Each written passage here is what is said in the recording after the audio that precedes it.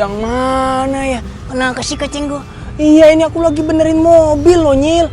Iya udah lama banget. Bentar ya, Nyil ya. Takut. Ini bukan. Ih, Kacenggo gimana sih? Tar dulu ya, Nyil, sabar ya, Nyil ya. Tuh kan. Ya, aku nih udah cari-cari, udah searching di HP, nggak tahu caranya gimana. Ya, Kacenggo nggak kalah sama ngontir perempuan. Hah? Emang ada montir perempuan?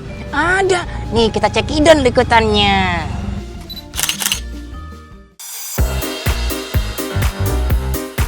Berapa banyak perempuan yang bisa ngutak-ngatik kendaraan? Yap, pekerjaan di dunia otomotif lebih banyak digeluti laki-laki. Montir cantik dari Kediri membuktikan kalau perempuan juga bisa berurusan sama onderdil kendaraan. Dari guru TK, Kak Ika beralih profesi jadi montir. Ganti oli, bongkar pasang mesin, membersihkan karburator, semua bisa. Aduh, ini kenapa nih Kacenggo? Kayaknya bensinnya habis deh, Nyil. Ya gimana sih Kacenggo? Ini masalahnya kita lagi di tempat yang anta-granta loh. Ya maaf, aku lupa isi bensin tadi. Gak ada bensin loh Kacenggo.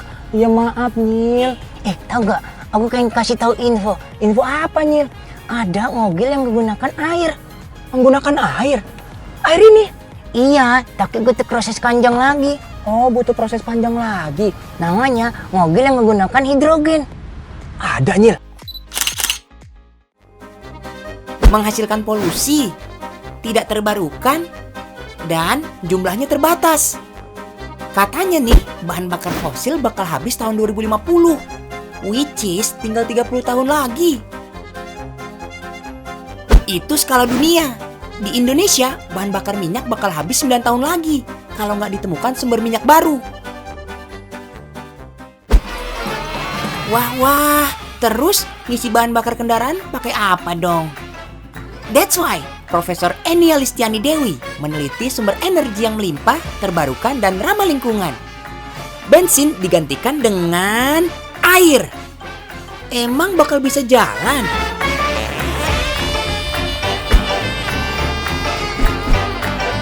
Ini dia gas hidrogen yang dihasilkan dari proses elektrolisa air yang bisa digunakan untuk sumber bahan bakar bersih masa depan dan bisa dipakai untuk transportasi. Air yang digunakan harus air murni dari hasil destilasi. Bebas kotoran, bebas logam berat. Rumus kimia air adalah H2O. Ada 2 hidrogen dan 1 oksigen. Yang dibutuhkan cuma hidrogennya aja, jadi harus dipisahkan dengan proses elektrolisasi. Hasilnya, gas hidrogen bisa dimanfaatkan sebagai bahan bakar. Supaya hidrogen bisa menghasilkan listrik, butuh alat bernama fuel cell. Fuel cell inilah yang diteliti Profesor Enia sejak lulus S3 di Jepang tahun 2003. Kenapa saya melakukan penelitian hidrogen dan fuel cell adalah kecintaan saya pada lingkungan. Saya ingin hidup bersih, saya ingin tinggal di tempat yang bersih.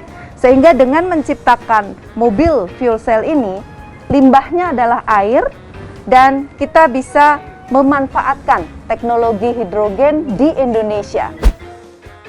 Negara-negara maju seperti Amerika Serikat dan Jepang juga terus mengembangkan teknologi hidrogen sebagai bahan bakar. Istimewanya, fuel cell ciptaan Profesor Enia lebih ringan.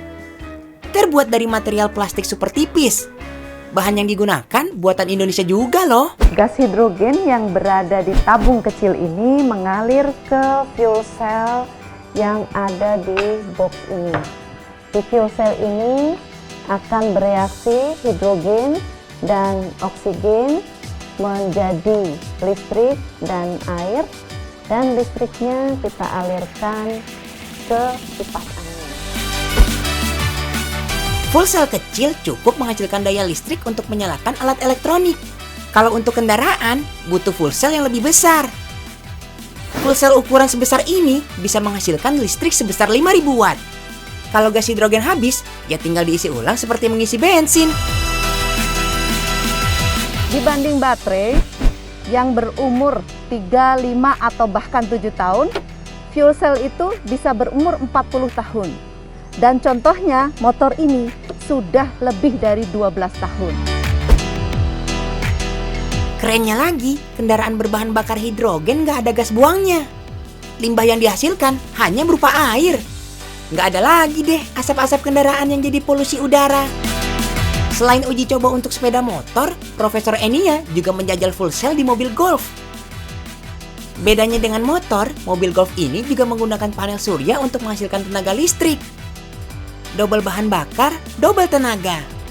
Pengennya sih bahan bakar murah dan ramah lingkungan bisa cepat-cepat diterapkan ya. Tapi masih harus sabar. Untuk penerapan di Indonesia, problemnya masih banyak. Kita belum punya infrastruktur stasiun pengisi gas hidrogen. Itu harus segera disediakan. Dan penerapan produksi hidrogen di industri sangat diperlukan untuk menurunkan pemakaian CO2. Nantinya, teknologi hidrogen nggak cuma digunakan sebagai bahan bakar kendaraan. Buat rumah tangga juga bisa. Nggak perlu ngisi-ngisi token listrik lagi deh. Tinggal isi ulang gas hidrogen aja. Penelitian kayak gini perlu kita dukung nih. Jangan sampai keduluan diklaim negara lain. Untuk generasi masa depan dengan energi yang lebih ramah lingkungan. Kalau nggak dimulai sekarang, kapan lagi?